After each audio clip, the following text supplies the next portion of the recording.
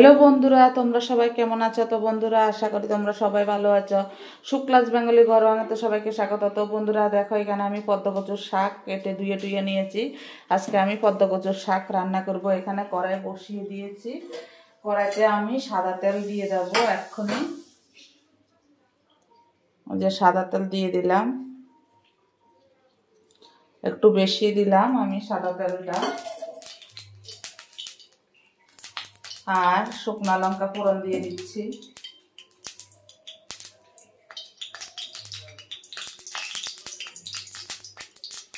তো বন্ধুরা, শুকনো লঙ্কাটা আমি বেশি ফোড়ন দিলাম।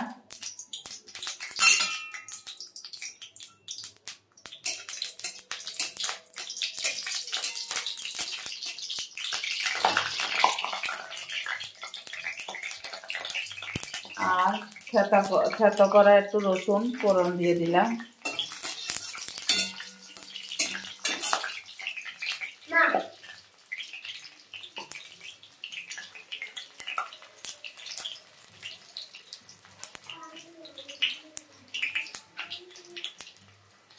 আর একটু রাঁধুনি ফোড়ন দিয়ে দিলাম, সেটাও খুব ভালো লাগবে।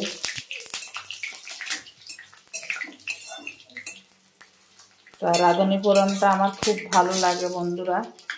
তোমরা কে কতটা ভালো খাও দিদিভাইকে ফোন করে জানাবে, সরি বন্ধুরা, কমেন্টে জানাবে। এখন আমি শাকগুলো দিয়ে দিলাম।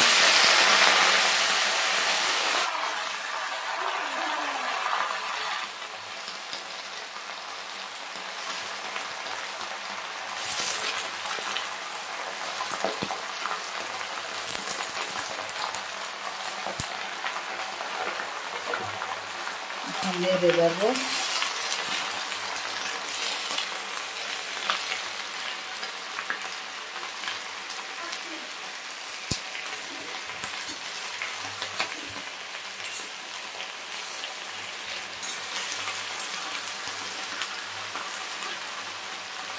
তো বন্ধুরা, পদ্মকচুর শাক তোমরা কে কে ভালো খাও কমেন্টে জানিয়ে।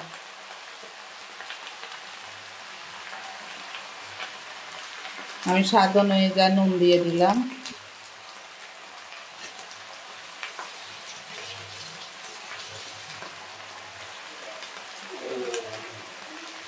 হলুদ দিয়ে দিলাম।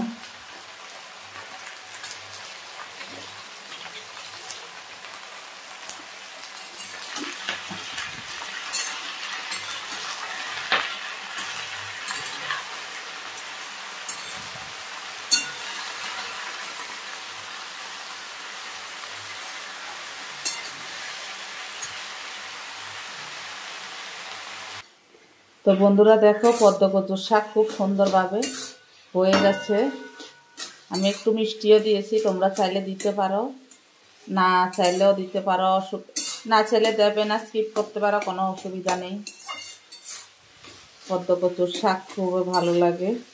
তো বন্ধুরা, কোথা থেকে পদ্মকচুর শাক এনেছি এ বাড়িতে আছে, আমি তোমাদেরকে একটা শর্ট ভিডিও দিয়ে দেবো। ওই পদ্মকচুর শাকটা তোমরা ওইটাই ভেবে নেবে। ওখান থেকে নিয়ে আমি রান্না করি, 2-3 দিন রান্না করেছি, খুবই ভালো লাগে খেতে।